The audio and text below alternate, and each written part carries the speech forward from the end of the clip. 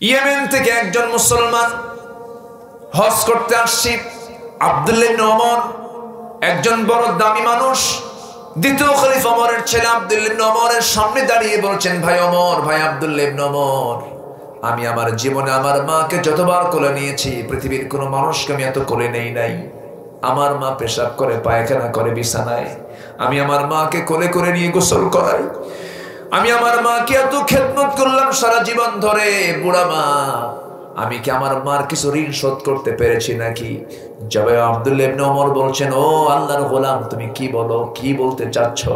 তোমার মা, তুমি যখন তোমার মার পেটের মধ্যে ছিলে, তুমি ডেলিভারির সময় তোমার মা কষ্ট সহ্য করতে না পেরে যখন একটাবার উহ বলেছেন, ওই একবার উহে একবার এই যে আহ শব্দ বলে চিৎকার করেছেন, তার সম পরিমাণ হক তুমি এখন আদায় করতে পারো নাই। আমার ভাইয়েরা, সেই মা সবার বাড়িতে আছে না নাই? আসতে বলবেন না, আছে না নাই? মা তো কিচ্ছু চায় না। আপনার বউ যা চাবে আপনার মা তা চাবে না, আপনার সন্তান যা চাবে আপনার মা তা চাবে না, আপনার বাবা তা চাবে না। বইয়ের জন্য আপনি 3000 টাকা দামের শাড়ি কিনে দিয়েছেন, 2000 টাকা দামের 3 পিস কিনে দিয়েছেন, সে বলবে এটা একটা শাড়ি হলো নাকি, এটা একটা 3 পিস হলো নাকি, এর চেয়েও একটা সুন্দর দেখলাম ওই বাড়ির ভাবি কিনছে, তুমি কি কিনে আনছো এটা। আপনার ছেলেকে আপনি একটা সাইকেল কিনে দিবেন, বলবে আব্বা কি সাইকেল কিনে দিন, ওরটারও দামি সাইকেল। পৃথিবীর কোন মানুষকে আপনি কোনো কিছু দিয়ে আপনি খুশি করতে পারবেন না। আপনি হুজুরকে আপনি খাওয়াবেন, হুজুরকে আপনি হাদিয়া তোহফা দিবেন, যত দিবেন আপনার আগে আরো বেশি দিয়ে গেছে একজন, আপনি সন্তুষ্ট করতে পারবেন না। কিন্তু মাকে কিচ্ছু দিতে হবে না। মার কাছে আপনি একটা ছোট্ট আপেল নিয়ে যাবেন, একটা ছোট্ট আপেল নিয়ে বলবেন, মা এই আপেলটা তুমি খাও। আমি আপনাদেরকে বলে দিলাম, বাড়ি থেকে আপনি এই কাজটা করবেন, একটা আপেল আপনি কিনে দিবেন, সেই একটা আপেল নিয়ে আপনার মার সামনে গিয়ে দাঁড়ায় যাবেন, মা তোমার জন্য একটা আপেল আনছি। মা বলবে, বাজান এইদিকে বস, এইদিকে আয়। সুন্দর করে চাকু দিয়ে কেটে কেটে টুকরো টুকরো করে বলবে, বাজান আমি তো বুড়া হয়ে গেছি, আমার খাওয়ার দরকার নেই, তুই খা। মা তো এমন একটা মানুষের নাম নিজে না খায়া সন্তানকে খাওয়ায়। সেই মাকে আমরা ভুলে যাই কেমন করে, সেই মাকে আমরা কেমন করে ছেড়ে যাই, কত ঝাঁকাই, কত ধমক মারি, না বুঝে কত গালিগালাজ করি। না না, ওই মা যদি খুশি হয়ে যান, পৃথিবীর সব দোয়া মিস হবে, বন্দুকের গুলি মিস হবে, কিন্তু মা যে দোয়াটা করবেন, বাবা যে দোয়াটা করবেন, সেই দোয়া মিস হবে না। আমার ভাইয়েরা, 4.5 লক্ষ মসজিদ আমার দেশে, 4.5 লক্ষ মসজিদ থেকে যদি প্রত্যেকটা খুতবায় যদি হক কথাগুলো যদি বের হয়ে যেত, কতই না উপকার হতো। কিন্তু আজকে মসজিদগুলো ম্যাক্সিমাম দখল করে রেখেছে ওই সমস্ত চোর বাটপারেরা।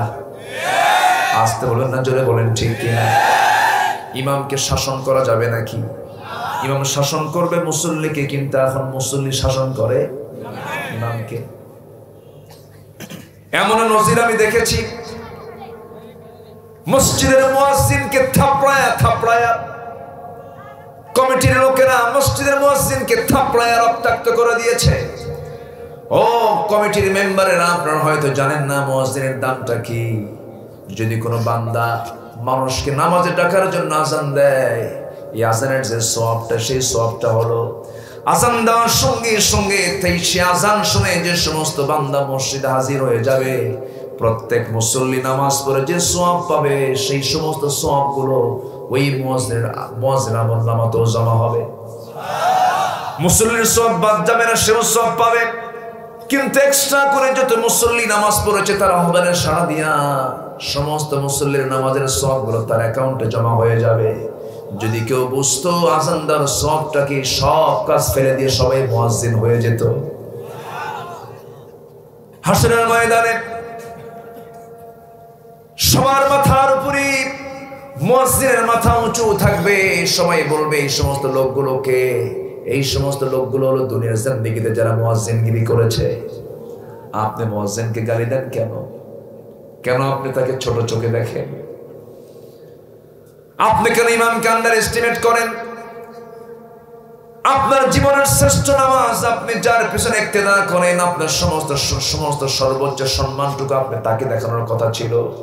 ইমাম কি কোনো কর্মচারীর নাম নাকি? ইমাম কি কারো কোনো কর্মচারী নাকি? ইমাম নামাজ পড়েন কাকে খুশি করার জন্য? আমরা তার পেছনে ইক্তেদা করি, তিনি ইমাম, আমরা তার মুসল্লি, অবশ্যই তার সম্মান আছে না নাই বলেন? আছে। আমার বন্ধুগণ, কিন্তু কে সম্মান দিবি? কমিটির মেম্বার তো গাঁজা খায়, কমিটির মেম্বার তো মদ খায়, আছে না নাই? এই সমস্ত সারাক্ষর মদখোর সুদখোর কমিটির মেম্বার হলে আপনার দায়িত্ব হলো, নৈতিক দায়িত্ব হলো ঘাড় ধাক্কা দিয়ে সেখান থেকে বের করে দেওয়া, কারণ সে হক লঙ্ঘন করছে, তার দ্বারা কখনো ভালো কিছু আশা করা যায় না। আমি জানি না আপনারা কষ্ট পাচ্ছেন কিনা আমার কথা। আমার ভাইয়েরা একটু মনোযোগ দিয়ে শুনবেন। আমরা তো কেউ ভালো না, আমরা ভালো হতে পারি নাই, কোথাও গিয়ে শান্তি নাই। মসজিদে গিয়ে নামাজ পড়বেন, মসজিদে যদি পিছনে যদি হোন্ডা রেখে আসেন, হোন্ডার টেনশন আছে না নাই? সূরা ফাতিহা পড়ার পর মনে হয় হোন্ডা আছে তো, আবার হোন্ডা তো রাখছেন বাইরে, জুতাটার সাথে করে আনতে হয়, জুতা থাকে পাশে নয়, সাইডে নয়, জুতার সামনে রাখতে হয়। যখন আপনি রুকুতে গেলেন, রুকু থেকে উঠলেন, সেজদার মধ্যে যাওয়ার পর সেজদা থেকে উঠে আপনি ভাবতেছেন আমার জুতা আছে তো, সেজদার দিকে একবার নজর, জুতার দিকে দুইবার নজর। আমরা তো ভালো হতে পারি নাই। জমির কাছে আপনি 2 বছর আসবেন না, ধান লাগাতে আসবেন না। কারো কাছে জমিটা বর্গা দিয়েছেন, আপনার আইল ছিল এক জায়গায়, 3 বছর খোঁজ দিবেন না, 4 হাত ঢুকে গেছে। আমি কিন্তু অবাস্তব কোনো কথা বলছি না, আমি কি অবাস্তব কিছু বলছি? এটা কার হক নষ্ট হলো বলেন? বান্দার হক। কার হক? বান্দার হক নষ্ট হয়ে গেল। আমার বাবার দাদার কাছ থেকে পাওয়া আমার বাবার কিছু পৈতৃক সম্পত্তি আছে, মাঝে মাঝে আমি দেখতে যাই। একদিন, অনেকদিন আগের কথা, একটা জমি আমি দেখতে গেছি, যাই দেখি আইল নাই। আইল চিকন করতে করতে 2 সাইডে কোদাল মারতে মারতে এমন চিকন বানাইছে, বলছিলাম ফেল। এই আসে না নাই বল? আইল চিকন হবে কেন? আইল কাটার কম্পিটিশন কি ইমানদাররা করে নাকি? 1 বিঘত জায়গা, সহিহ বুখারীর বর্ণনা, 1 বিঘত জায়গা যদি 9 ইঞ্চি জায়গা যদি আপনি কারো থেকে যদি জোর জবরদখল করে নেন, 7টা ভাগ আসমান জমিন হাসরের ময়দানে আল্লাহ তাআলা আপনার পিঠে চাপায়া দিবেন। সাবধান। আপনি রাস্তা আটকায় দিবেন, বান্দার পথের পথ চলার পথ আপনি আটকায় দিবেন। আপনি কখনো ইমানদার ভালো হতে পারেন না, আপনি বান্দার হক নষ্ট করছেন। কারণ এই জমিনের মূল মালিক কে? আসতে বলবেন না কে? আপনি রাস্তা আটকায় দিবেন কেন? রাস্তা আটকায় দেওয়া যাবে না। যে ব্যক্তি দুনিয়াতে কোনো বান্দার রাস্তা তৈরি করে দেবে, আল্লাহ তাকে জান্নাতের রাস্তা তৈরি করে দিবেন। জোরে বলে সুবহানাল্লাহ। আমি কোরআন হাদিস পড়ে যতটুকু বুঝেছি, যত নেক আমল বান্দার জীবনে আছে, এর মধ্যে সবচেয়ে শ্রেষ্ঠ নেক আমল হলো বান্দার উপকার করা। হজ করলে সবকিছু হয় না, 5 ওয়াক্ত নামাজ পড়লে সবকিছু হয় না, দান সদকা করলে, মসজিদ মাদ্রাসা বানালে সবকিছু হয় না। আপনার জীবনে ভাব মাথায় রাখতে হবে, কোনো হক যেন নষ্ট না হয়। আমি পেট পুরে খাবার খাচ্ছি, আমার প্রতিবেশী না খেয়ে আছে, আমি ইমানদার হতে পারি নাই। আমার ভাইরা, কত মাজলুম জুলুমের শিকার হয়ে মিথ্যা মামলার তার আসামি হয়ে বসে আছে। আসতে বলবেন না আছে না নাই? আপনি চুপ মেরে বসে আছেন, কিছুই বলছেন না, আপনাকে জবাব দিতে হবে কিয়ামতের দিন। মুসলিমের পক্ষে কথা বলতে হবে, বান্দার হক আদায় করতে হবে। এই জন্য আজকে আমার সাবজেক্ট আমি নিয়েছি একটু জটিল সাবজেক্ট, কিছু মনে করা যাবে না। কারণ হক যদি ঠিক থেকে জান্নাতটা ঠিক থেকে যাবে, হক যদি নড়বড় হয়ে যায় আমার জান্নাত ঠিক থাকবে না। হক হচ্ছে খুঁটি। হক কি? খুঁটি। খুঁটি যদি নড়ে যায় বিল্ডিং থাকবে নাকি? বিল্ডিং থাকবে না। আমার ভাইয়েরা, নাম্বার 1 হলো আল্লাহর হক। ওয়াবুদুল্লাহ, তোমরা আল্লাহর ইবাদত করো। ইবাদত মানে হলো দুনিয়ার সকল কাজগুলো হতে হবে কার নিয়মে? আসতে বলবেন না, কার নিয়মে? আল্লাহর যতগুলো ইবাদতের অর্ডার আল্লাহ তাআলা আমাকে আপনাকে দিয়েছেন, এর মধ্যে শ্রেষ্ঠ ইবাদত হলো আজান শুনলেই কোথায় যাওয়া? আসতে বলবেন না, কোথায় যাওয়া? মসজিদে চলে যাওয়া। কয় ওয়াক্ত নামাজ? আসতে বলবেন না, কয় ওয়াক্ত নামাজ? সবাই কি নামাজ পড়তে রাজি আছেন? নামাজ কার হক? নামাজ কার হক? আল্লাহর হক। নামাজ হলো আল্লাহর হক। আল্লাহ তাআলা বলছেন, বান্দারে নামাজ পড়বি না, আমি তোকে চূড়ান্ত শাস্তি নিশ্চিত করব। নামাজ না পড়া কত বড় অপরাধ! একটা আয়াত আমাকে দারুণ ভয়ের মধ্যে ফেলে দেয়। সে আয়াত হলো সূরা মারইয়ামের একটা আয়াত, ফাখলফুন আদাউস সালাহ ওয়াত্তাবাউশ শাহাওয়াত ফাসাউফা ইয়ালকাউনা গায়্যা। যে বান্দা দুইটা অপরাধ করবে, নাম্বার 1 হলো যে বান্দা নামাজকে নষ্ট করে ফেলবে, নাম্বার 2 হলো যে বান্দা নফসের দাসত্ব করবে। এই দুইটা অপরাধ যারা করবে, আমি আল্লাহ তাকে শুধু জাহান্নামে ঢুকাবো না, জাহান্নামের ভয়ানক গর্ত গাই নামক গর্তের মধ্যে আমি তাকে ঢুকাবো, যে গাই নামক গর্তকে জাহান্নাম পর্যন্ত ভয় পায়। এত ভয়ঙ্কর সেই গর্ত, সেই গর্তের মধ্যে ওই সমস্ত বান্দাগুলোকে আল্লাহ ঢুকায় ফেলবেন যারা নামাজকে নষ্ট করে ফেলেছে। এখন প্রশ্ন হলো, আমার দেশে নামাজি লোক বেশি না বেনামাজি লোক বেশি? আসতে বলুন, নামাজি লোক বেশি না বেনামাজি লোক বেশি? আমার ভাইয়েরা, নামাজ পড়া হচ্ছে না। নামাজ পড়া সবার জন্য দরকার, এই জন্য নেতাদের উদ্যোগ নেওয়ার দরকার আছে না নাই?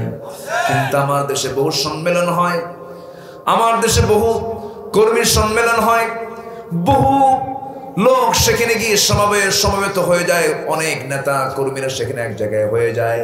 কিন্তু অনেক জায়গায় আপনারা কি লক্ষ্য করেছেন কিনা, নামাজের জন্য কোনো কিছু বলা হয় নাকি? আসতে কবে না, নামাজের কোনো বক্তব্য আছে নাকি? নাই। যে নেতা আপনাকে নামাজের জন্য বলবে না, সে কি আমার উপকারের নেতা না ক্ষতির নেতা? কি উপকারে না ক্ষতি? ক্ষতি। যে লোকটা আমাকে নামাজের কথা বলে না, যে লোকটা আমাকে জান্নাতের বয়ান দেয় না, যে লোকটা আমাকে জাহান্নামের ভয় দেখায় না, সে আমার কিসের নেতা?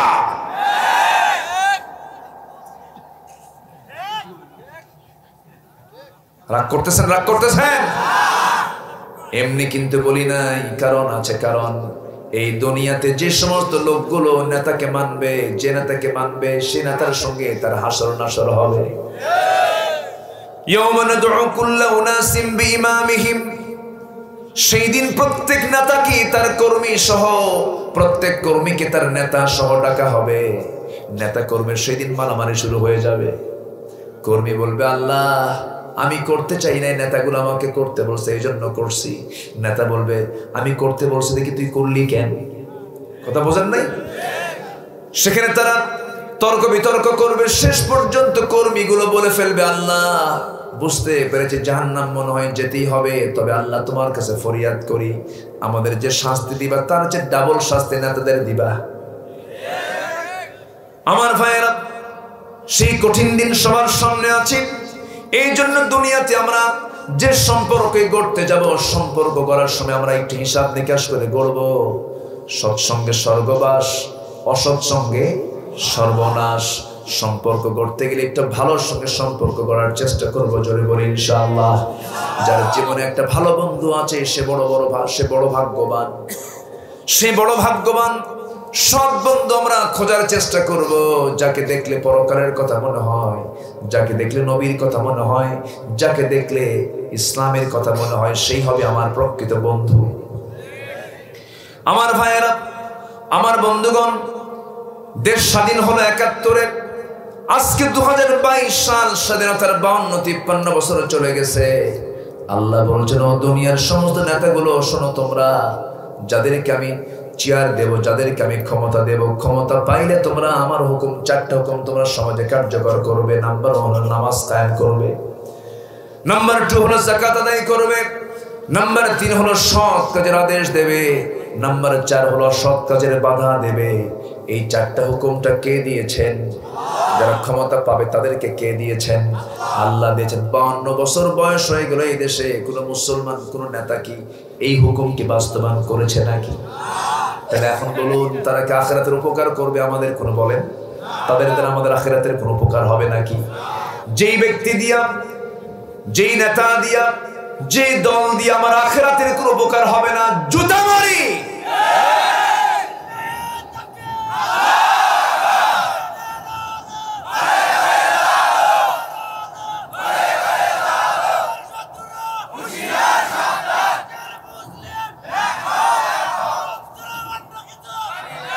আল্লাহ কবুল করুন, জোরে বলি আমিন।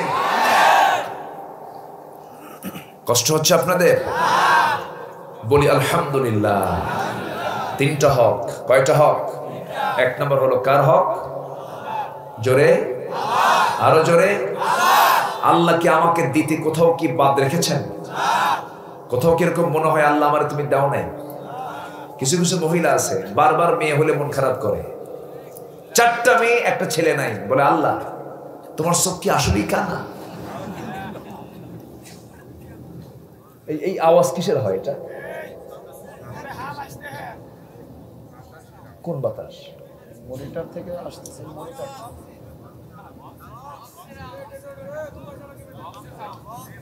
এই বক্স থেকে, এটার থেকে আসছে তোমার মনিটর।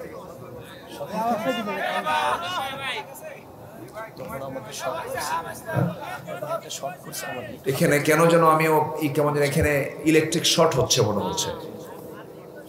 কি আর্থিং? তো আমার তো তাহলে রিক্সই তো এটা। হ্যাঁ, এ তাহলে দোয়া করে দিই। আমি কয়েকবার এখানে আমি হাতে টান লাগছে, আমি খেয়াল করেছি। এতে সিনসিয়ার থাকতে হবে তো,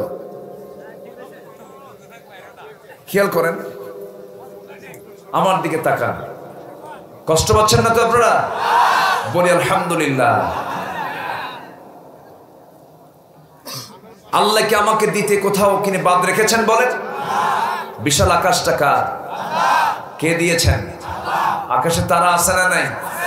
সূর্য আছে না নাই? চাঁদ আছে না নাই? সূর্যের আলো আছে না নাই? তাপ কি কমছে? ভিজা ভিজা মনে হয়।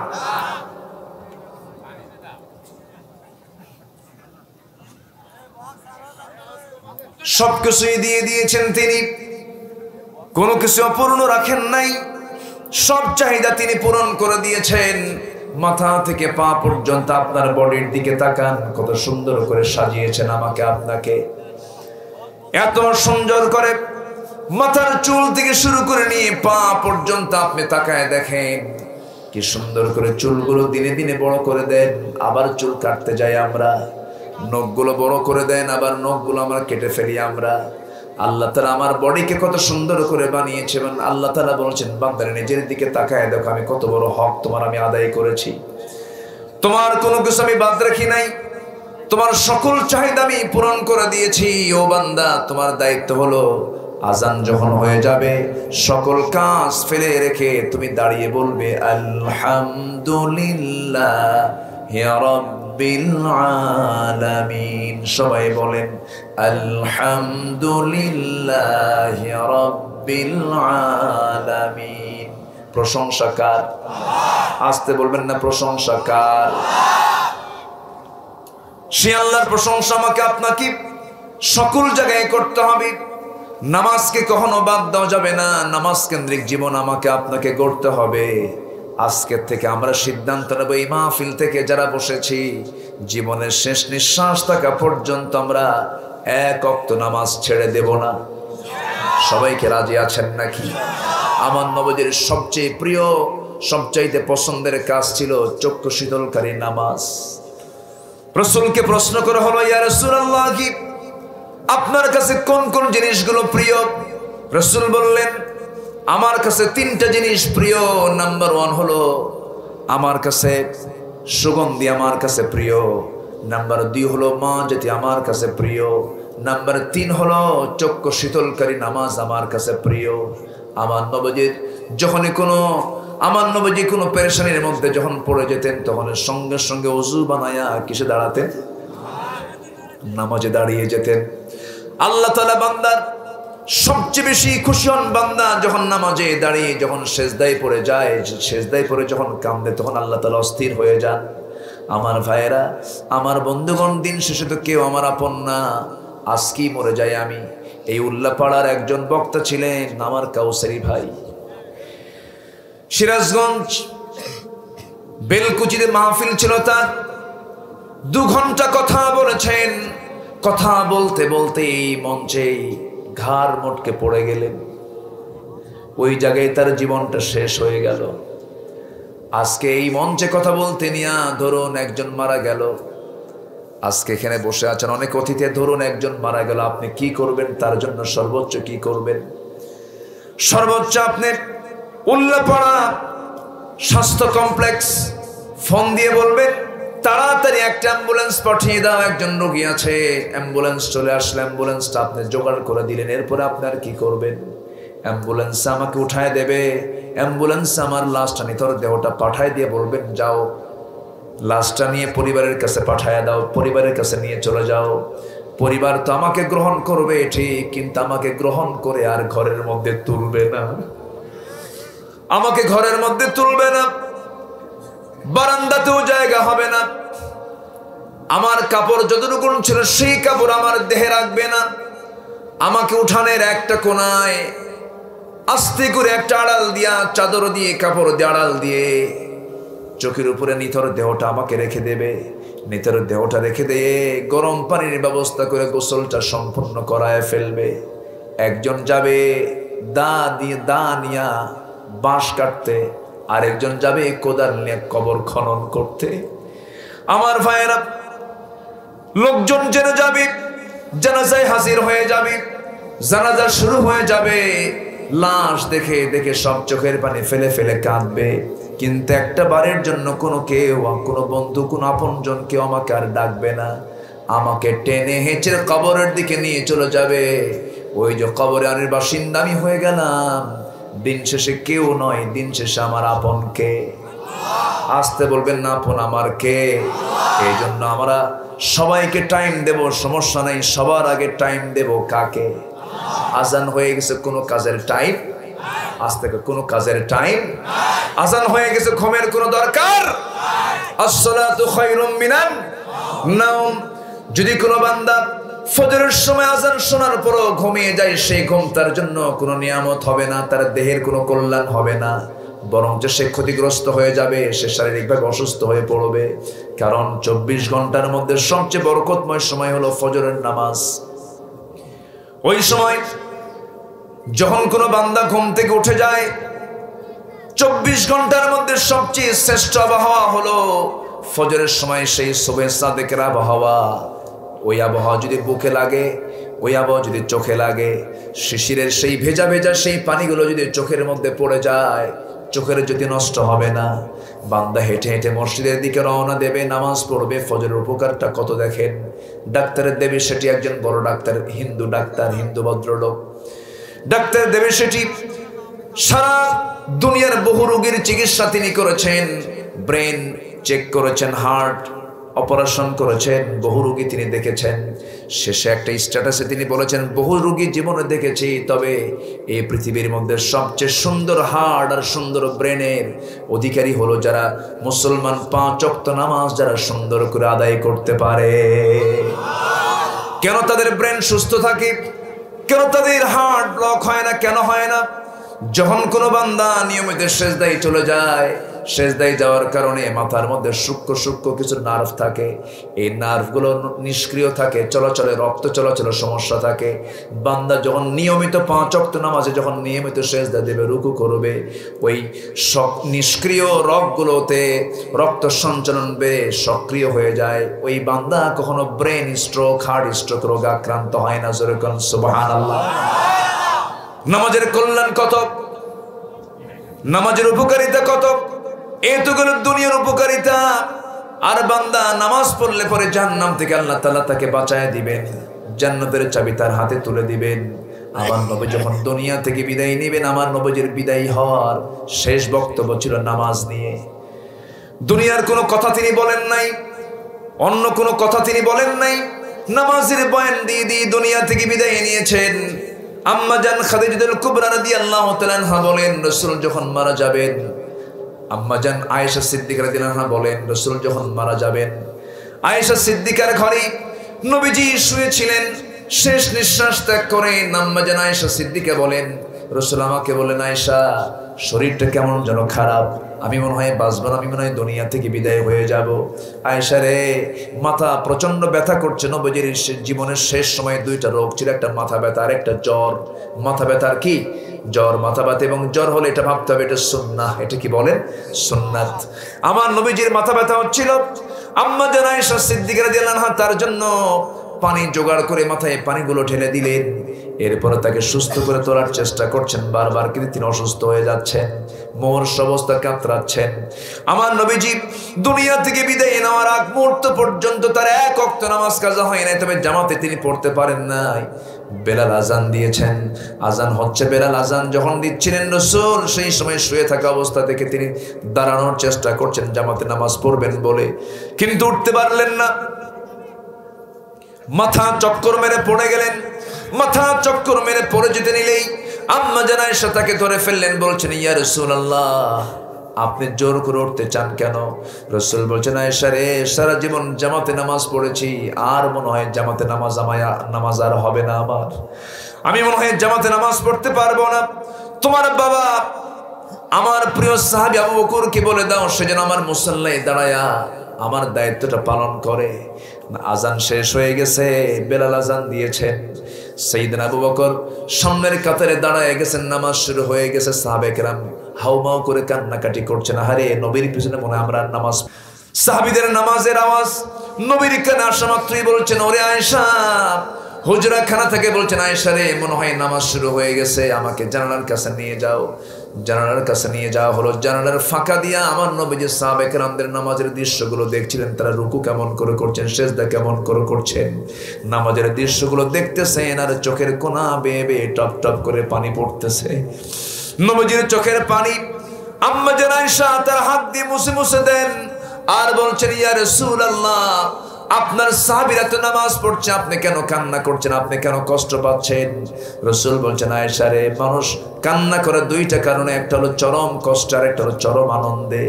আজকে আমার যে চোখের পানিগুলো তুমি দেখতে পেতেছো আমার কষ্টের কান্না নয়, এটা আমার চরম আনন্দের কান্না। তুমি কি জানো আয়েশা, এই নামাজ কায়েমের জন্য আমাকে তায়েফের মানুষ রক্তাক্ত করে দিয়েছে। এই নামাজ কায়েমের জন্য আমাকে উহুদের ময়দানে আমার দাঁত ভেঙে দিয়েছে। এই নামাজ কায়েম করতে গিয়ে আমাকে মক্কার মানুষ আমাকে ঘাড় ধাক্কা দিয়ে মদিনায় আমাকে পাঠিয়ে দিয়েছে। মক্কা থেকে নিজের ঘর থেকে আমাকে বিতাড়িত করেছে। সেই নামাজ আজকে সাহাবীরা কাতারে কাতারে পড়ছে, সেই নামাজ আজকে রাষ্ট্রীয় পর্যায়ে কায়েম হয়ে গেছে। এটা আমার আনন্দের কান্না। আয়েশা এইদিকে আসো, আমি মনে হয় বাঁচবো না, আমার কলিজার টুকরা ফাতিমা কই? ফাতিমাকে একটু ডেকে আনো। রাসূল ফাতিমাকে খুব ভালোবাসতেন। সারা জীবন মেয়েকে বিয়ে দিয়েছেন, কিন্তু দুদিন যেত না রাসূল সঙ্গে সঙ্গে ফাতিমাকে দেখে আসতেন। ফাতিমাকে না দেখলে নবীজির ভালো লাগতো না। আমার ভাইয়েরা রাসূল মেয়েদেরকে খুব পছন্দ করতেন, মেয়ে জাতি আমার রাসূলের কাছে খুব প্রিয় ছিল। ফাতিমাকে এত বেশি পছন্দ করতেন, পছন্দ করে গরিবের সঙ্গে বিয়ে দিয়েছিলেন। আরেকটা মেয়ে ছিল, সেই মেয়েকে তিনি ধনী পরিবারের সঙ্গে বিয়ে দিয়েছেন, ওসমান জিন্নুরাইনের সঙ্গে বিয়ে দিয়েছেন। তবে এরকম ফালতু ধনী নন, তিনি ছিলেন কাজের ধনী। সমস্ত সম্পদগুলো তিনি ইসলামের জন্য ব্যয় করেছেন। সুবহানাল্লাহ। ফাতিমাকে বিয়ে দিয়েছেন গরিবের সাথে, কিন্তু গরিব হলে কি হবে? আসাদুল্লাহিল গালিব, আল্লাহ তাআলা যাকে কাফের বেঈমানদের জন্য সিংহ করে পাঠিয়েছেন, সেই ফাতিমার সঙ্গে রাসূল তাকে ফাতিমাকে সেই আলীর সঙ্গে বিয়ে দিয়েছিলেন। যখন বিয়ে দিলেন, বিয়ে দেওয়ার সঙ্গে সঙ্গে বলছেন, মা ফাতিমা, আমার মেয়ে ফাতিমা, তুমি তো যাচ্ছ স্বামীর ঘরে, এতদিন ছিল আমার ঘরে। একটা কথা আমি তোমাকে বলে দিচ্ছি মা, শোনো, তুমি তোমার স্বামীর ঘরে যাবে, এখন থেকে মৃত্যুর দিন পর্যন্ত স্বামীর বিরুদ্ধে যেন একটা নালিশ আমার কানে না আসে। একটা নালিশ তুমি আমাকে দিতে পারবা না, কারণ আমি এমন জামাই তোমাকে আমি দেই নাই। আমার নবীজি ফাতিমাকে বিদায় দিয়ে দিলেন। ঘর নাই, বাড়ি নাই, টাকা নাই, পয়সা নাই, দিন পথ চলে না, না খেয়ে দিনগুলো চলে যায়। একদিন আলী রাদিয়াল্লাহু তাআলা আনহু সন্ধ্যার দিকে ঘরের মধ্যে ঢুকতেছেন, খাবার নাই পেটে। দরজায় ঢোকার সঙ্গে সঙ্গে সালাম দিয়েছেন, আলী সালামের জবাব নিয়েছেন, কিন্তু মুখে কোনো হাসি নাই। ফাতিমা বলছেন, আমার স্বামী, আপনি না হাসা পর্যন্ত আমার ঘরে আমি আপনাকে ঢুকতে দেব না, আপনি ঘর থেকে বের হয়ে যান। আবার আপনি ঘরের মধ্যে ঢুকবেন সালাম দিয়ে, অথবা আমি সালাম আপনাকে দেব, মুস্কি হাসি মেরে আপনাকে ঘরের মধ্যে ঢুকতে হবে।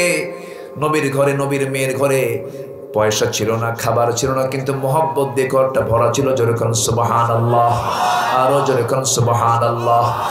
সেই ফাতিমা রাদিয়াল্লাহু আনহা কষ্টে দিনাতিপাত করছেন। ফাতিমার কষ্ট দেখে তিনি নিজের হাতে জাতা দিয়ে আটাগুলো পিষতে পিষতে হাতে কড়া পড়ে গেছে, হাতে ফসকা পড়ে গেছে। ফাতিমা রাদিয়াল্লাহু তাআলা আনহা ওই কূপ থেকে পানি তুলতে গিয়ে কোমরটা তার ব্যথা হয়ে গেছে। বিশ্বনবীর মেয়ে, কিন্তু কারণে মেয়ে বলেন, বিশ্বনবীর মেয়ে। জাতা দিয়ে কাজ করতে করতে হাতে দাগ, ঝাড়ু দিয়ে ঘর ঝাড় দিতে গিয়ে তার কাপড় ময়লা হয়ে গেছে। এই দৃশ্য দেখে আলী বলছেন, ও ফাতিমা দেখো তো, রাসূলের কাছে গিয়ে একটু খবর দাও, তোমার আব্বার কাছে গিয়ে একটু খবর দাও, দেখো তো কোনো খাদেম পাওয়া যায় না, কোনো কাজের জন্য কোনো মানুষ পাওয়া যায় নাকি, একটু বলো তো গিয়ে। ফাতিমা রাদিয়াল্লাহু আনহা নবীর কাছে গেছেন। নবীজি প্রচন্ড কাজে ব্যস্ত হয়ে পড়েছেন, তাকে বলার সাহস তিনি পেলেন না। কিন্তু রাসূল টের পেলেন যে আমার মেয়ে ফাতিমা আমার সঙ্গে দেখা করতে আসছে। আমার নবীজি পরের দিন তার বাড়িতে চলে গেলেন, গিয়ে বলছেন, মা তুমি আমার সঙ্গে দেখা করতে গেছো, তুমি তো আমাকে কিছু বললে না, মা কি সমস্যা তোমার বলো। এবার বলছে, আব্বা বলবো, কিন্তু আপনি যদি আমাকে অনুমতি দেন। না মা বলো, কি সমস্যা। আপনার হাসান হোসাইনটা আছে, আপনার নাতিপতি, এদেরকে নিয়ে আমি একা কাজ করতে আমার একটু হিমশিম খেতে হচ্ছে, আমার কষ্ট হয়, আমি একটু কষ্ট পাচ্ছি। ও আমার আব্বা জান, আপনি তো রাষ্ট্রপতি, আপনি তো গোটা দেশের রাষ্ট্রনায়ক, দেখুন তো একটা কাজের মানুষ পাওয়া যায় নাকি, আমার জন্য উপকার হয়ে যাবে। রাসূল বলছেন, ফাতিমা রে, আমি তোমার জন্য এমনটা কাজ আমি করতে দেব না। ফাতিমা, এই যে যায় নামাজ আমি টান দিচ্ছি, দেখো আল্লাহ তাআলা আমাকে কত সম্পদ দিতে চেয়েছেন। এই যে উহুদ পাহাড় 12 মাইল লম্বা, আমি যদি আল্লাহকে বলতাম, আল্লাহ আমার জন্য উহুদ পাহাড়টাকে তুমি আল্লাহ সোনা বানায় দাও, আল্লাহ তাআলা আমাকে সোনা বানায় দিতেন, আমি এটা চাই নাই।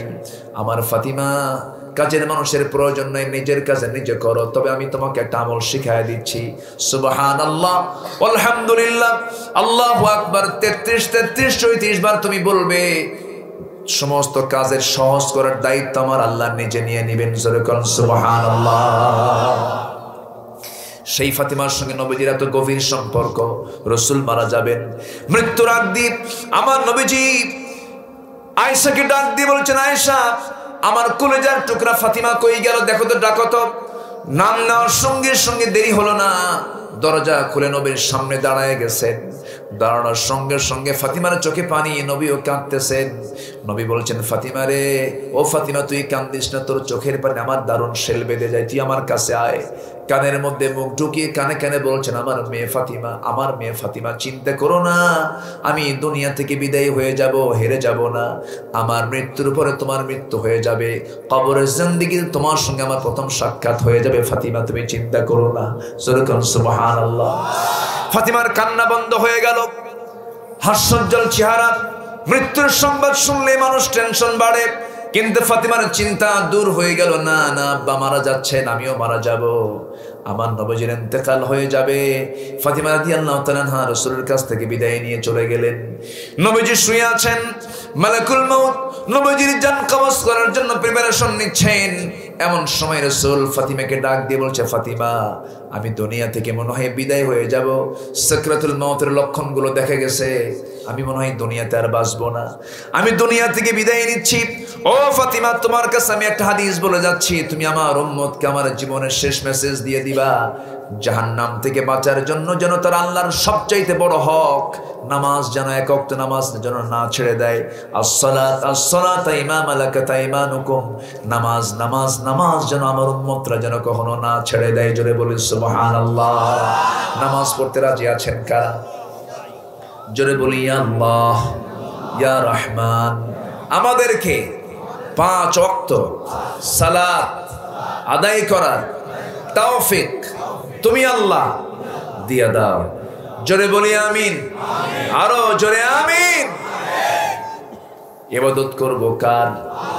এক জায়গায় না সব জায়গায়, এক সময় না সব সময়। বাথরুমে গেলেও সেখানে ইবাদত আছে না নাই? গোসল করতে ইবাদত আছে না নাই? স্ত্রীর সঙ্গে কথা বলতে ইবাদত আছে না নাই? খাইতে ইবাদত আছে না নাই? লেনদেনে ইবাদত আছে না নাই? ব্যবসা বাণিজ্য ইবাদত আছে না নাই? প্রত্যেকটা জায়গায় ইবাদত, নখ কাটা ইবাদত, নখ কেমন করে কাটতে হবে, কোন নখ আগে কোন নখ পরে, তার সিস্টেম শিখিয়েছেন মুহাম্মদ সাল্লাল্লাহু আলাইহি ওয়াসাল্লাম।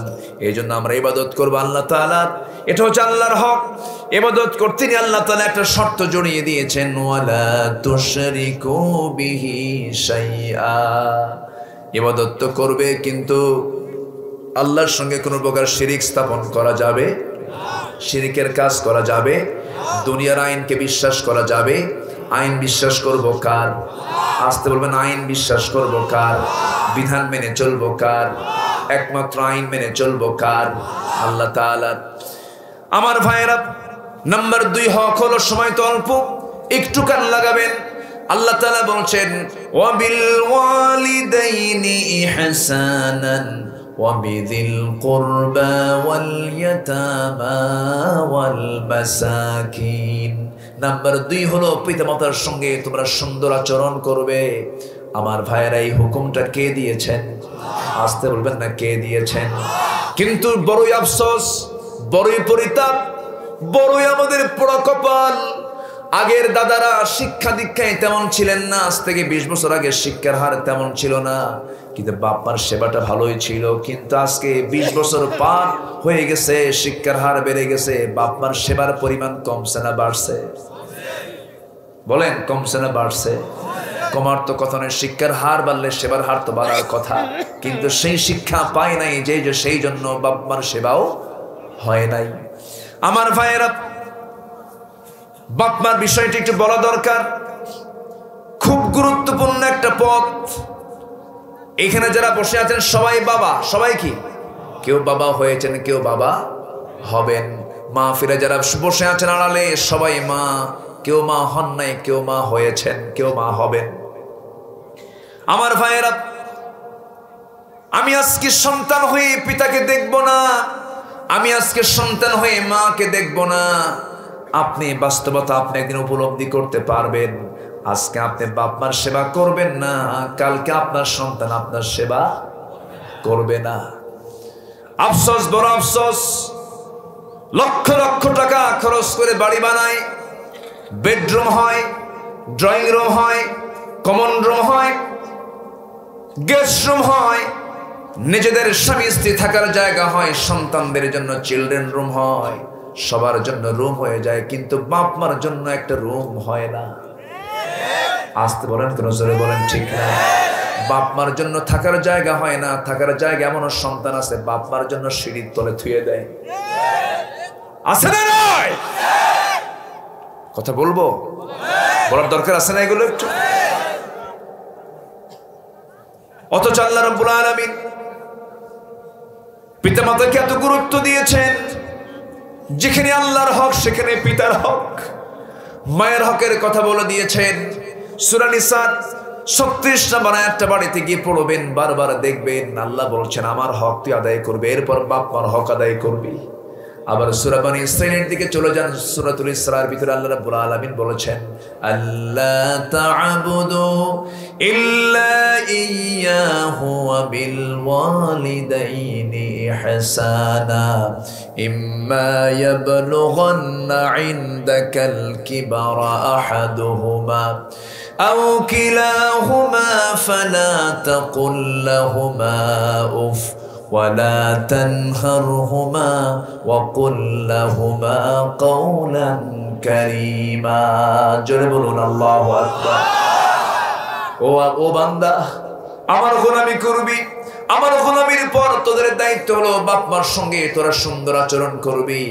টাকা দিলেই খেদমত হয় না, টাকা পয়সা দিলেই খেদমত হয় না। আল্লাহ কি টাকা পয়সা দিতে বলেছেন না খেদমত করতে বলেছেন? খেদমত করো, খেদমত করো। তোমার মা, তুমি যখন শিশু ছিলে তোমার খেদমত করেছেন 24 ঘন্টা। এই শীতের ভিতরে কে কে করে কেঁদেছ, মা তোমাকে ফেলে যায় নাই। সরিষার তেল দিয়ে গরমে, এই শীতের প্রচন্ড শীতের ভিতরে সরিষার তেল দিয়ে তোমার গায়ে বারবার লাগায় লাগায় দিয়ে গরম করে রেখেছেন। কচি গলা, কচি হাত, শক্ত করে ধরলে পরে ভেঙে যেত, আস্তে আস্তে করে ধরেছেন। ঘন ঘন পেশাব পায়খানা করেছ, মা সুইপারের দায়িত্ব পালন করেছেন। বুকের উপরে পেশাব করে দিয়েছি, ডান পাশে রেখেছেন, ডানেও পেশাব করেছি, বাম পাশে রেখেছেন, বামে পেশাব করেছি। মার গোটা রাত এমন করে চলে গেছে, সূর্য লাল, আমার মায়ের চক্ষু লাল হয়ে গেছে, ঘুম হয় নাই। মাসের পরে মাস, দিনের পরে দিন আমার মা আমার জন্য কষ্ট স্বীকার করেছেন। সেই মাকে আমরা সেবা করব, সেই মার আমরা খেদমত করব। লক্ষ টাকা খরচ করে আপনি হজে গেছেন, সেই জায়গায় জান্নাত খুঁজে পাবেন না। ঠান্ডা পানিতে ওযু বানায় নামাজে দাঁড়াইছেন, সেই জায়গায় আপনি জান্নাত খুঁজে পাবেন না। জান্নাত কোথায়? জান্নাত কোথায়? আল জান্নাতু তাহতা আকদামিল উম্মাহাত। জান্নাতটা হলো মার পায়ের নিচে। জোরে কোন সুবহানাল্লাহ। মাকে খুশি করবেন, হজ কবুল হবে। মাকে খুশি করবেন, নামাজ কবুল হবে। মাকে খুশি করবেন, সব কবুল হবে। ঠিক কি না? বিয়ে করে বইয়ের কথা শুনে মার সঙ্গে রাগারাগি আছে না নাই? আসতে বলবেন না, আছে না নাই? এক কথায় বলে দিচ্ছি, বউ পাল্টানো যায় কিন্তু মা পাল্টানো যায় না। মার সঙ্গে কখনো খারাপ আচরণ করা যাবে না। স্ত্রীকে সোজা সবটা বলে দিতে হবে, শোনো আমার বউ, আমি তোমাকেও ভালোবাসি, তোমাকেও লাইক করি, তোমাকেও পছন্দ করি, কিন্তু আমার মা, ওই মার পেটে আমার জন্ম হয়েছে, ওই মার পেট থেকে আমি দুনিয়াতে এসেছি। মার সঙ্গে কোনো বেয়াদবি করা যাবে না, সেই পরিবেশটা তৈরি করে দিতে হবে। আমার ভাইরা, একজন অসুস্থ সাহাবী নবীর সামনে দাঁড়িয়ে আছে, আফসোস করে বলছেন, হুজুর, উরিদুল জিহাদ, আস্তাহিল জিহাদ, আমি জিহাদ করতে চাই, আমি জিহাদে যেতে চাই, কিন্তু যারা আমি তো অসুস্থ, আমি কি জিহাদের সওয়াব পাবো না? রাসূল বলছেন, হাল বাকিয়া মিন ওয়ালিদাইক, তোমার কি আব্বা মা বেঁচে আছে নাকি? বেঁচে আছে, যাও, আল জান্নাত, তোমার ওই মায়ের পায়ের নিচে তোমার জান্নাত আছে। জোরে কোন সুবহানাল্লাহ। আমার ভাইয়েরা, আমার বন্ধুগণ, ইয়েমেন থেকে একজন মুসলমান হজ করতে আসছি। আব্দুল্লাহ ইবনে ওমর, একজন বড় দামি মানুষ, দ্বিতীয় খলিফা ওমরের ছেলে আব্দুল্লাহ ইবনে ওমরের সামনে দাঁড়িয়ে বলছেন, ভাই ওমর, ভাই আব্দুল্লাহ ইবনে ওমর, আমি আমার জীবনে আমার মাকে যতবার কোলে নিয়েছি, পৃথিবীর কোনো মানুষকে আমি এত কোলে নেই নাই। আমার মা পেশাব করে, পায়খানা করে বিছানায়, আমি আমার মাকে কোলে করে নিয়ে গোসল করাই। আমি আমার মাকে এত খেদমত করলাম সারা জীবন ধরে, বুড়া মা, আমি কি আমার মার কিছু ঋণ শোধ করতে পেরেছি নাকি? জবাবে আব্দুল্লাহ ইবনে ওমর বলছেন, ও আল্লাহর গোলাম, তুমি কি বলো, কি বলতে চাচ্ছ? তোমার মা, তুমি যখন তোমার মার পেটের মধ্যে ছিলে, তুমি ডেলিভারির সময় তোমার মা কষ্ট সহ্য করতে না পেরে যখন একটাবার উহ বলেছেন, ওই একবার উহে, একবার এই যে আহ শব্দ বলে চিৎকার করেছেন, তার সম পরিমাণ হক তুমি এখন আদায় করতে পারো নাই। আমার ভাইয়েরা, সেই মা সবার বাড়িতে আছে না নাই? আসতে বলবেন না, আছে না নাই? মা তো কিচ্ছু চায় না। আপনার বউ যা চাবে, আপনার মা তা চাবে না। আপনার সন্তান যা চাবে, আপনার মা তা চাবে না, আপনার বাবা তা চাবে না। বইয়ের জন্য আপনি 3000 টাকা দামের শাড়ি কিনে দিয়েছেন, 2000 টাকা দামের 3 পিস কিনে দিয়েছেন, সে বলবে এটা একটা শাড়ি হলো নাকি, এটা একটা 3 পিস হলো নাকি, এর চেয়েও একটা সুন্দর দেখলাম ওই বাড়ির ভাবি কিনছে, তুমি কি কিনে আনছো এটা? আপনার ছেলেকে আপনি একটা সাইকেল কিনে দিবেন, বলবে আব্বা কি সাইকেল কিনে দিন, ওরটারও দামি সাইকেল। পৃথিবীর কোন মানুষকে আপনি কোনো কিছু দিয়ে আপনি খুশি করতে পারবেন না। আপনি হুজুরকে আপনি খাওয়াবেন, হুজুরকে আপনি হাদিয়া তোহফা দিবেন, যত দিবেন আপনার আগে আরো বেশি দিয়ে গেছে, একজন আপনি সন্তুষ্ট করতে পারবেন না। কিন্তু মাকে কিচ্ছু দিতে হবে না। মার কাছে আপনি একটা ছোট্ট আপেল নিয়ে যাবেন, একটা ছোট্ট আপেল নিয়ে বলবেন, মা এই আপেলটা তুমি খাও। আমি আপনাদেরকে বলে দিলাম, বাড়ি থেকে আপনি এই কাজটা করবেন, একটা আপেল আপনি কিনে দিবেন, সেই একটা আপেল নিয়ে আপনার মার সামনে গিয়ে দাঁড়ায় যাবেন, মা তোমার জন্য একটা আপেল আনছি। মা বলবে, বাজান এইদিকে বস, এদিকে আয়। সুন্দর করে চাকু দিয়ে কেটে কেটে টুকরো টুকরো করে বলবে, বাজান আমি তো বুড়ো হয়ে গেছি, আমার খাওয়ার দরকার নেই, তুই খা। মা তো এমন একটা মানুষের নাম নিজে না খায়া সন্তানকে খাওয়ায়। সেই মাকে আমরা ভুলে যাই কেমন করে, সেই মাকে আমরা কেমন করে ছেড়ে যাই, কত ঝাঁকাই, কত ধমক মারি, না বুঝে কত গালিগালাজ করি। না না, ওই মা যদি খুশি হয়ে যান, পৃথিবীর সব দোয়া মিস হবে, বন্দুকের গুলি মিস হবে, কিন্তু মা যে দোয়াটা করবেন, বাবা যে দোয়াটা করবেন, সেই দোয়া মিস হবে না। হুজুরের কাছে দোয়া চাবেন, সেই দোয়া 50-50। দুনিয়ার কারো কাছে দোয়া চাবেন, সেই দোয়া 50-50। কিন্তু মার পা ধরে মাফ চাই, বলবেন মা আমাকে মাফ করে দাও, তুমি আমার জন্য দোয়া করো, আল্লাহর কসম 100% আল্লাহর দরবারে মঞ্জুর হয়ে যাবে। আল্লাহ তাআলা এখানে বলছেন বাপ মার হক আদায় কর, বাপ মাকে সন্তুষ্ট কর। আজকে আমরা ইসলামী সমাজের দাবি করি, এই গ্রামেও যদি আপনি খোঁজেন বাপ মার সঙ্গে বেয়াদবি করে এমন সন্তান আছে না নয়? কি শিক্ষা আমরা নিলাম? আপনার মা যদি খারাপ হয় আপনি তার বিচার করতে পারবেন না, আপনার বাবা যদি অসৎ হয় আপনি তাকে খারাপ আচরণ করে কথা বলতে পারবেন না। এই অধিকার আল্লাহ তাআলা আপনাকে দেয় নাই, এই অধিকার ইসলাম আপনাকে দেয় নাই। একজন সাহাবী হারিস ইবনে নুমান রাদিয়াল্লাহু তাআলা আনহু, আমার নবীজি মেরাজে গেছেন, মেরাজে গিয়ে জান্নাত তিনি ঘুরতেছেন, জান্নাত দেখতেছেন। জান্নাতের মধ্যে ঘুরতে ঘুরতে হঠাৎ করে তিনি একজন সাহাবীর কণ্ঠ তার কানে শুনতে পেলেন। হারিস ইবনে নুমান এখানে কেমন করে আসলো? সে তো নাই, সে তো দুনিয়াতে আছে। এবার তিনি মেরাজ শেষ করে যখন তিনি দুনিয়াতে আসেন, এসে বলছেন হারিসা আমি জান্নাতের মধ্যে তোমার কণ্ঠ শুনে আসলাম। হারিসা তুমি কি এমন আমল করেছো? হারিসার সঙ্গে সঙ্গে কেঁদে ফেলে বলছেন ইয়া রাসূলুল্লাহ আমার ব্যক্তিগত আমল বলতে তেমন কিছু নাই, তবে আমি আমার জীবনে আল্লাহর পরে আপনি নবীর পরে সবচেয়ে বেশি দাম দেই দুইজনকে, আমার বাপ এবং মাকে। জোরে করুন সুবহানাল্লাহ, আরো জোরে করুন সুবহানাল্লাহ। বাপ মা বুড়া হলে সন্তানের সুনাম কয় না দুর্নাম কয়? কর বেশি বুড়া হলে কি করে? দুর্নাম করে, তাই তো? বাপ মা বুড়া হইলে কি বুড়া হয় না শিশু হয়? বলেন কি হয়? শিশু হইলে শিশুরা কি করে? উল্টা করে না? সব উল্টা করে। শিশুরা যেমন বাপ মাকে জড়ায়, এরপরে বাপ মা কিছুই কয় না। আপনার বাপ মা যখন বুড়া হয়ে যাবে দেখবেন অন্যের কাছে গিয়ে বলবে আমার ছেলে এই কাম করছে, এই কাম করছে, দুনিয়ার দুর্নাম করে বেড়াবে। মন খারাপ করা যাবে না, ধমক দেওয়া যাবে না। যতটুকু পারা যায় তাকে পাশে বসে নিয়ে বলতে হবে বাবা তোমার বয়স হয়ে গেছে, অনেক বড়, অনেক বয়স্ক হয়ে গেছো বাবা, আমি তোমার ছেলে, আমার নামে যদি তুমি এটা বলো তাহলে আমার সম্মান থাকে কোথায়? সুন্দর করে আপনি তাকে বুঝায়া বলবেন। ধমক দেওয়ার কোন অধিকার? আস্তে এখন ধমক দেওয়ার কোন অধিকার? মাফ চেয়ে নেব। জোরে বলি ইনশাআল্লাহ, আর জোরে বলি ইনশাআল্লাহ। আল্লাহ তুমি কবুল করো, আল্লাহ তুমি কবুল করো। আমার নবীজির জীবনে মা ছিলেন না, নবীজির মায়ের দুধ তার কিসমতে জোটে নাই। যেদিন জন্ম হয়েছে রাসূল, যেদিন জন্ম নেন মায়ের মনটা খারাপ। কারণ কি নাই? স্বামীটা নাই, মার মনটা খারাপ। সন্তানকে রেখে তিনি কাছে আসতে পারেন না। ভূমিষ্ঠ হওয়ার পর আবু তালেব বলছেন একদিন মুহাম্মদ শোনো, আমি একদিন দেখতে পেলাম, তোমাকে দেখতে গেলাম তৃতীয় দিন, তোমার জন্মের তৃতীয় দিন আমি তোমাকে দেখতে গেছি।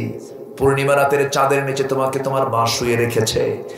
তোমার মা তোমাকে শুয়ে রেখে তোমার মা তোমার কাছে যায় না, গেলে হাওয়া করে কাঁদে, স্বামীর কথা মনে হয়। সেই সময় আমি দেখতে পেলাম মুহাম্মদ, আমি দেখতে পেয়েছি, আমার চোখ সাক্ষী, তুমি তোমার ডান হাতটা নড়াও, সূর্যটা ডান দিকে চলে যায়। তোমার বাম হাতটা বাম দিকে নড়াও, সূর্যটা বাম দিকে চলে যায়। আর তোমার দুই হাতটা দিয়ে যখন নিচের দিকে একটু টেনে আসো, সঙ্গে সঙ্গে আকাশের চাঁদটা নিচের দিকে নেমে আসে। আমি কি ভুল দেখেছি নাকি বলো তো মুহাম্মদ? রাসূল বলছেন চাচা আপনি ভুল দেখেন নাই, কারণ আপনি ঠিকই দেখেছেন, আমার মা আমাকে সময় দিতে পারছেন না, কষ্ট পাচ্ছেন। আমার মামাকে দেখলেই কাঁদেন, আমার মামাকে কোলে নিলেই কাঁদেন। এই জন্য আমার আল্লাহ তাআলা সেই মার অভাবটাকে পূরণ করার জন্য আমাকে তো সময় দিতে হবে। আল্লাহ তাআলা আমার চাঁদকে, আল্লাহ তাআলা আকাশের চাঁদকে আমার জন্য খেলনা বানায় দিয়েছিলেন। কয়েকদিনের মাথায় ওই দেশের প্রথম অনুযায়ী হালিমাতুস সাদিয়া দুধ সন্তান নেবার জন্য মক্কায় ঘোরাফেরা করলেন। কোন সন্তান পাওয়া যায় নাকি? খুব দুর্বল একটা উটে চড়ে আসছিলেন, উট নড়ে না, চড়ে না, উটের কোনো শক্তি নাই, গায়ে কোনো শক্তি নাই। এমন একটা দুর্বল উট নিয়ে তিনি এরকম সন্তান খুঁজে বেড়াচ্ছেন। কোন সন্তান যদি পায় দুধ খাওয়ানোর জন্য, দুধ মাতা হয়ে তিনি দুধ খুঁজতেছেন, দুধ সন্তানকে খুঁজতেছেন। তিনি সন্তানকে খুঁজে খুঁজে পেলেন। কিন্তু বাপ নাই এমন একটা সন্তান পেলেন, এতিম সন্তানকে পেলেন। সর্বশেষ এতিম সন্তানকে কোলের মধ্যে, রাসূলকে কোলের মধ্যে করে নিয়ে উটের পিঠে চড়ালেন। উটের গতি এমন বাড়লো, যত উটানা ছিল সমস্ত উটকে পিছনে ফেলে দিয়ে বনু সাদের দিকে উট চলতে লাগলো। যেরকম সুবহানাল্লাহ। উটের দুধে বরকত হলো, পরিবারে বরকত হলো। হালিমাতুস সাদিয়া বলেন, আমি আমার নিজের সন্তানকে যখন দুধ খাওয়াতাম, বাম স্তনের দুধ খাওয়াতাম, আর আমি মুহাম্মাদকে ডান স্তনের দুধ খাওয়াতাম। মাঝে মাঝে আমি চেষ্টা করতাম মুহাম্মাদকে বাম স্তনের দুধ খাওয়ানোর জন্য, কিন্তু একটা দিন জোর করে আমি বাম স্তনের দুধ তাকে আমি কখনো খাওয়াতে পারি নাই। আমার নবী যে 5টা বছর সেই জায়গায় তিনি মানুষ হয়েছেন, হালিমাতুস সাদিয়ার ঘরে তিনি মানুষ হয়েছেন। আমার নবীজি একদিন তিনি সাহাবায়ে কেরামকে নিয়ে বসে নিয়ে তিনি কথা বলছিলেন। হঠাৎ করে একজন মহিলাকে দেখলেন, দেখেই তিনি গায়ের চাদরটা সুন্দর করে মাটিতে ফেলে দিয়ে বলছেন, আপনি বসুন। গায়ের চাদর বিছায় দিলেন। সাহাবায়ে কেরাম আশ্চর্য হলেন, এই কোন মহিলা যে মহিলার জন্য বিশ্বনবী তার গায়ের চাদর বিছায় দেয়। প্রশ্ন করা হলো, হুজুর এই মহিলার পরিচয়টা কি? রাসূল কেঁদে কেঁদে বলছেন, শোনো, আমি আমার মার দুধটা খেতে পারি নাই, আমার মায়ের দুধ আমার কিসমতে জোটে নাই। যেই মার দুধ খেয়ে খেয়ে আজকে আমি এত বড় হয়েছি, তিনি হচ্ছেন আমার হালিমাতুস সাদিয়া, আমার মা। তোমরা মায়ের খেদমত করো, তোমরা মায়ের খেদমত করো। যেরকম সুবহানাল্লাহ। 1 নাম্বার কার হক? আসতে বলবেন না, কার হক? নাম্বার 2 হলো মা বাপ মার হক আমরা আদায় করবো। জোরে বলে ইনশাআল্লাহ। মায়ের দাম বেশি না বাপের দাম বেশি? মায়ের হক বেশি, বাপের দামটা বেশি। বাপের দামটা বেশি, বাপের দাম কিন্তু কম না, বাপের দাম কিন্তু অনেক। কিছু কিছু বর্ণনায় পাওয়া যায়, কোন মা যদি তার ছেলেকে বলে, ছেলে তোর বউকে তালাক দে, মায়ের কথায় ছেলে তালাক দেবে না, কারণ মা তো মেইন মুরব্বী নন। একটা পরিবারের মেইন মুরব্বী কে হবেন? আসতে কয় কে বলেন? কে?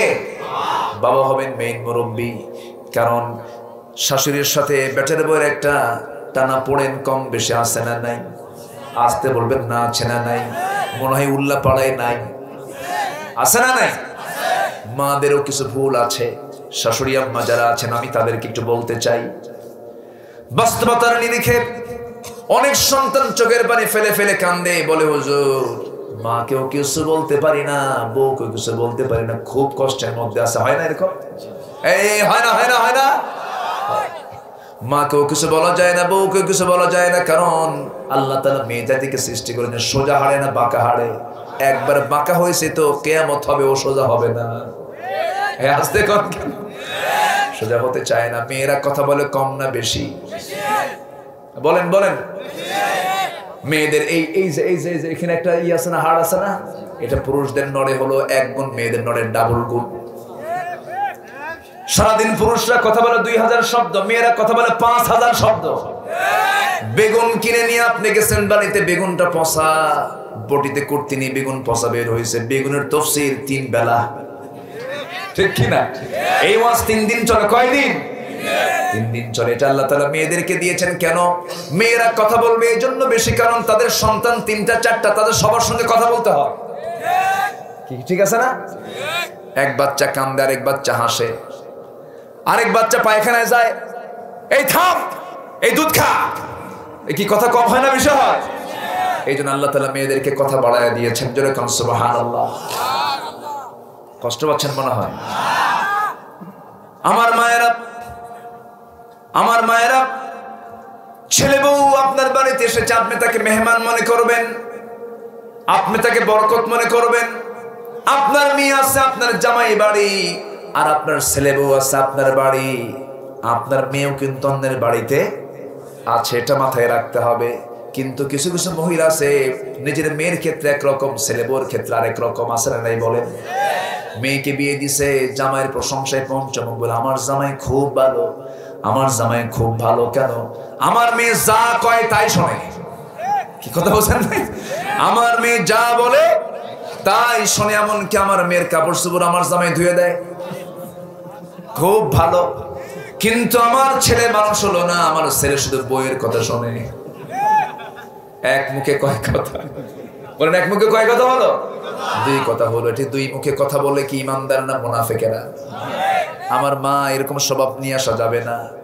ব্যালেন্স করে চলতে হবে। আপনি মুরব্বী, কম বয়সী একটা মেয়ে আপনার ছেলের ঘরে এসেছে, বউ হয়ে এসেছে, আপনাকে মাথায় রাখতে হবে সংসার জীবনটা অটুট করতে হবে। আপনাকে ধৈর্যের পরিচয় দিতে হবে, তাকে শিখায় নিতে হবে। আমার ভাইয়েরা, আপনি যদি কোনো হক নষ্ট করে ফেলেন গুনাহগার হতে হবে, ঠিক কি না? শাশুড়ির হক আছে না নাই? আবার বৌমার হক আছে না নাই? ছেলের হক আছে না নাই? সব হক আমরা পরিপূর্ণ আদায় করব, জোরে বলি ইনশাআল্লাহ। নাম্বার 3 হলো আল্লাহ তাআলা বলছেন ওয়াবিদিল কুরবা ওয়াল ইয়াতামা, নিকটতম আত্মীয়-স্বজন এতিম মিসকিনদের হক তোমরা আদায় করো, অর্থাৎ বান্দার হক। এতিমের হক আছে না নাই? এতিমের টাকা মেরে খাওয়া চাচা মনে উল্লাহ পড়ায় নাই? হ্যাঁ, মেরে তো খেতে পারে না, একটু কৌশল করে। মানে ভাই মারা গেছে, ভাইয়ের সম্পত্তি যা, আবার নিজের সম্পত্তি তাই, কিন্তু জমির মধ্যে কিছু ক্লাসের কম বেশি আছে না নাই? জমির মাঠের মাঝখানের জমি আর রাস্তার ধারের জমি কি এক না কম বেশি আছে? উল্লাপাড়া পৌরসভার জমি আর ধানি জমি কি এক না কম বেশি আছে? শতক ঠিক রেখে ভাতিজাতে এতিম, এতিমকে মাথায় হাত বুলায় দেয় সব কামাইয়ের জন্য। হাতটা বুলায় দিয়ে বলে, বাবা আমি তোমাকে খুব ভালোবাসি বাবা, তো আমার ওই যে পৌরসভার যে 4 শতক জমি আছে উল্লাপাড়ার মোড়ে, ওই জমিটা কিন্তু আমার, আর তোমার আমি এই সাইড থেকে দিলাম। ওটা কি চাচা না হারামজাদা? বুঝতেছেন কথা? বুঝতেছেন? আচ্ছা, এরকম ফাঁকিবাজ চাচা আছে না নাই? আল্লাহ বলছেন হক নষ্ট করবি জাহান্নাম। কোথায় যেতে হবে? জাহান্নাম। ভাইয়ের সম্পত্তি, বোনের সম্পত্তি ভাই মারে, এমন ভাই তো উল্লাপাড়ায় নাই।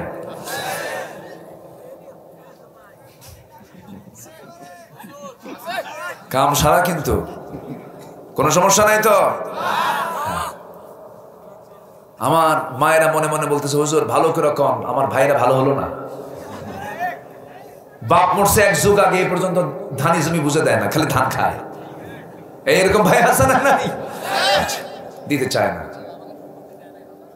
1 যুগ পার হয়ে গেছে, বাপও মারা গেছে, ভাইরা বোনের সম্পত্তি গুলো বুঝে দেয় না, বোনদেরকে মাঝে মাঝে একটু দাওয়াত দেয়।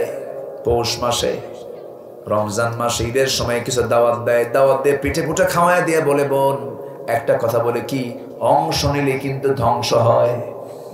কি ওয়াজ দিয়ে দিল দেখেন, এটা কি জান্নাতের ওয়াজ না জাহান্নামের ওয়াজ? অংশ নিলে কি ধ্বংস হয়ে যায়? কিন্তু না না, এই সূরা নিসার আল্লাহ তাআলা এই 36 নম্বর আয়াতের আজকে আলোচনা হলো। আল্লাহ তাআলা তার কিছু আগেই আল্লাহ তাআলা মোটামুটি প্রথম দিকে সুন্দর করে আল্লাহ রাব্বুল আলামিন কার অংশ কি হবে সুন্দর করে জানিয়ে দিয়েছেন। 11 নম্বর আয়াত বাড়িতে গিয়ে দেখবেন, ইউসিকুমুল্লাহু ফি আওলাদিকুম লিযযাকারি মিসলু হাযযিল উনসায়াইন। জোরে বলুন আল্লাহু আকবার। আল্লাহ তাআলা বলছেন, পুরুষ যা পাবে মেয়ে তার অর্ধেক পাবে। পুরুষ যদি পায়, ভাই যদি পায় 2 বিঘা, বোন পাবে কয় বিঘা? 1 বিঘা। এটা কার বিধান? আসতে বলবেন না, কার বিধান? এই সম্পত্তি কখন পাবে? বাপ যখন মারা গেছে তারপর থেকেই। বাপ যখন মারা গেছে কবরে যাওয়ার আগেই, কবরে যাওয়ার আগে যখনই মারা গেছে তখনই সম্পত্তির ওয়ারিস হয়ে গেছে বোন। ডাক দিয়ে বুঝায় বলতে হবে, বোন তুমি তোমার অংশটা বুঝে নাও, আমি হারাম কিছু খেতে পারবো না, কারণ বান্দার হক নষ্ট করা যাবে না। আল্লাহ তুমি সবাইকে বোঝার তৌফিক দিয়ে দাও। জোরে বলি আল্লাহুম্মা আমিন। অনেক কথা বলে ফেললাম, 12টা বাজে। সব দিকে খেয়াল করতে হবে। আপনাদের লক্ষণ দেখে মনে হচ্ছে আপনারা ফজর পর্যন্ত থাকবেন, লক্ষণ খুবই খারাপ। বলি আলহামদুলিল্লাহ। কিন্তু এত কুয়াশা, আমি কিন্তু পিছনে দেখতে পাচ্ছি না, প্রচন্ড কুয়াশা কিন্তু চতুর্দিকে। আপনার তো 1 রাত, আমার তো সব রাত, আমাকে সব রাতেই কথা বলতে হয়। তো আমি আজকে 3টা হকের উপরে কথা বলেছি, রাগ করেননি তো আপনারা? নাম্বার 1 হচ্ছে হক কার? আল্লাহর ইবাদত করব, শিরিকের কাছে যাব না। নাম্বার 2 পিতামাতার হক আদায় করব, জোরে বলি ইনশাআল্লাহ। নাম্বার 3 বান্দার হক আদায় করব, জোরে বলি ইনশাআল্লাহ। আল্লাহ তুমি সবাইকে বোঝার তৌফিক দাও। মা, আপনার কিছু কাজ আছে, সেটা হলো আপনাকে সবচেয়ে বড় কাজ হলো এই মানে প্রতিকূল সমাজের সবচেয়ে বড় চ্যালেঞ্জ হলো বেহায়াপনার কোনো কাজে আপনি মা অংশগ্রহণ করবেন না। আজকে মেয়েদেরকে শেষ করে দিচ্ছে ভারতের এই সমস্ত সিরিয়ালগুলো, ইন্ডিয়ান সিরিয়ালগুলো মাদের সবকিছু শেষ করে দিল। এই সমস্ত বিষয়গুলো আপনি দেখবেন না। আর মোবাইল তো এটা আপনার মেয়েকে কিনে দিলে ও তো একদম রাবিয়া বস্ত্রী হয়ে যাবে। দেখছেন? ঠিক ঠিক রাবিয়া বস্ত্রী হবে। সাবধান, যারা গার্জিয়ান আছেন তারা খেয়াল করবেন। সেদিন আমার কুমিল্লাতে একটা মাহফিল ছিল, একটা চেয়ারম্যান মহোদয় উনি কুমিল্লা, উনি বললেন, মঞ্চের দ্বারা বললেন যে আমি যদি এই আমার ইউনিয়নের মধ্যে কোনো যুবককে কোনো রাস্তার মোড়ে এই পাবজি আর ফ্রি ফায়ার দেখি, ভেঙ্গে চুরমার করে দেওয়া হবে। বলতেছে আমি 10-12টা মোবাইল ভাঙছিও। আমাদের সবার সচেতন হওয়ার দরকার আছে না নাই? আসতে বলবেন না, আছে না নাই? ছোট বাচ্চার হাতে আপনি একটা চাকু আর আপেল যদি তুলে দিয়ে বলেন বাবা তুমি এই চাকু দিয়ে আপেল কাটো, আপেল কাটবে না হাত কাটবে?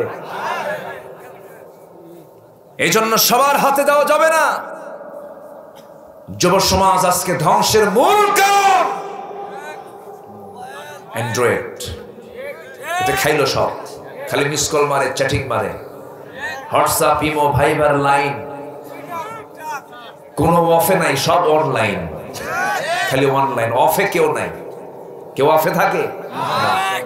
খালি খোঁজে টাওয়ার আছে নাকি, 4G আছে নাকি, 5G আছে নাকি। আরে এটা একটা এলাকা হলো রে, এই এলাকায় কোনো টাওয়ারই নাই, আছে না নাই? তোমার টাওয়ারের 12টা বাজাবে আল্লাহ, আগে মরো। সব নোংরামি বাদ দিতে হবে। আমি দেখছি মোবাইলকে, আর আমাকে দেখছেন কে? আমাকে দেখছেন কে? মোবাইলে শুধু মিস কল মারে। আবার কয় হুজুর মিস কল তো কোরআন শরীফে আসছে, কোথায়? ফামাইয়া আমাল মিস কল। যেরকম না, নোংরামিগুলো করা যাবে না। যুবকরা তুমি যদি রিজেক্ট বাড়াতে চাও, আমি তোমাকে একটা আমল শিখিয়ে দেই। যুবকরা আছে না? রিজেকের জন্য তো টেনশন করো, রিজেকের কোনো টেনশন কখনো করবো না। রিজেক কার দায়িত্ব? আল্লাহ তাআলা রিজেক বাড়ায় দিবেন। 3টা কাজ করবা, 3টা কাজ। 1 নাম্বার, তাড়াতাড়ি বিয়ে করবা। কি খুশি দেখেন, আলহামদুলিল্লাহ, আলহামদুলিল্লাহ, ভালো। হ্যাঁ, তাড়াতাড়ি বিয়ে করতে হবে। নাম্বার 2, রাগ করতেছো নাকি তোমরা? এখন মনে মনে চিন্তা করতেছো হুজুর বিয়ে তো করার জন্য খাওয়াবো কি? এই বউ কি হাতি? এই বউ হাতি নাকি? একজনের খাবার দুজন ভাগ করে খেতে বলেছেন মুহাম্মদ সাল্লাল্লাহু। তুমি খাও না, তোমার খাওয়া 2 ভাগ করবা। আলহামদুলিল্লাহ বলেন। অনেক বাপও আছে দুষ্ট, সন্তানকে বিয়ে করায় না। কি ঠিক জোরে জোরে দেখবে, ভালো। কিছু বাপও আছে দুষ্ট, ছেলে যদি বলে আব্বা নামাজ পড়ি, রোজা রাখি, মেয়েদের অবাধ মেলামেশা চলাফেরা, আমার তো যৌবন আছে, বাবা রাগ করেন আমাকে বিয়ে করো। কিসের বিয়ে রে? তো আছে না নাই? কিন্তু বাপ তো বুঝলো না যে ছেলেটা চরিত্রহীন হয়ে যাবে, ছেলেটা চরিত্র নষ্ট হয়ে যাবে তার। অতএব বাপ মাকেও খেয়াল করার দরকার আছে না নাই? গোসায়া বিয়ে নয়, বিয়ে করে গোসাও। গোসায়া বিয়ে হবে না, বিয়ে করে গোসায়া নাও। মাছ মারতে গেছেন খোলই না, খালই কর, খালই নিয়ে মাছ মারতে গেছেন, খালের তলাই নাই। মাছ যত মারেন থাকবে না, খালের তলা হলো বউ। আলহামদুলিল্লাহ বলেন, আলহামদুলিল্লাহ। বোঝে না মানুষ, বোঝে না। এখন যত বড় শিক্ষিত তার বিয়ে করতে তত লেট। পড়তে পড়তে চুল নাই, মাথার চুল নাই, মাথায় মাল নাই, ছাদে মাল নাই। পড়তে পড়তে চুল ফাঁকা, বিয়ের বয়স এখনো হয়নি। 50-এ যায় বিয়ে করে, 60 বছরে বাপ হয়, সন্তান নিয়ে হাতে চোখে দেখে না। লোকজন কয় এই তোমার এটা দাদা না নানা, ঠিক কিনা? দরকার নাই এগুলো, বেশি করে নিবা। 1 নাম্বার। 3টা কাজ। কয়টা কাজ? নাম্বার 2, বাপ মার সঙ্গে সবচেয়ে সুন্দর আচরণ করবা। রাজি আছো? নাম্বার 3, নাম্বার 3 হলো জীবনের সকল জায়গায় ভয় করতে হবে কাকে? আল্লাহর ভয় নিয়ে চলবা। রিজিকের কোনো সমস্যা তোমার জীবনে আসবে না। বলি আলহামদুলিল্লাহ। পৃথিবীর কোনো প্রাণী না খেয়ে থাকে? বলেন, কেউ না খেয়ে থাকে? পৃথিবীর কোনো মানুষকে না খেয়ে মরে না খেয়ে মরে? খেয়ে মরে, না খেয়ে মরে না। কোনো টেনশন নেই। একটা আকাশ, একটাই ছাদ। পৃথিবীর সকল মানুষ কয় ছাদের নিচে? এটা ডিজাইন ভিন্ন করে মানুষ একটু বানায়, এইখানে একটা বানায়, এখানে একটা বানায়, কিন্তু ছাদ কিন্তু একটাই। জমিন কয়টা? এই মাটি, এই বিছানা কয়টা? ওয়াল আরদা ফিরাশান, আল্লাহ তাআলা এটা ফিরাশ করে দিয়েছেন। ওয়াস সামাআ বানা বিনাআন, আল্লাহ তাআলা আকাশকে ছাদ করে দিয়েছেন। এক ছাদ, এক বিছনা। পৃথিবীর সব মানুষ কয় ছাদে, কয় বিছনায়? বাস। কয়টা চোখ? সবার কয় চোখ? কয় কান? কয় নাক? দাঁত কয়টা? সবই তো সমান। এত চিন্তা কিসের?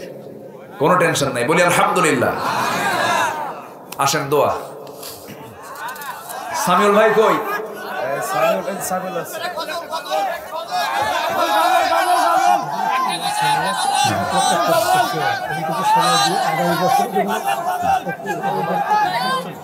আমি আশ্চর্য হলাম আজকে, এত ভালো মানুষ, একটা লোকের কোনো নড়াচড়া নাই।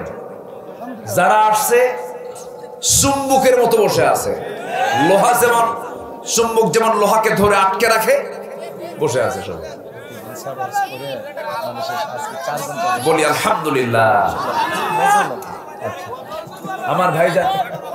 আমার ভাইজান খুব সুন্দর আলোচনা। হ্যাঁ, বলবো রে ভাই, থামো একটু বসেন। মাহফিল প্রত্যেক বছর হোক, সবাই চান তো নাকি? আল্লাহ তুমি মাহফিলকে কবুল করো। জোরে বলি আমিন। প্রচন্ড শীত পড়েছে।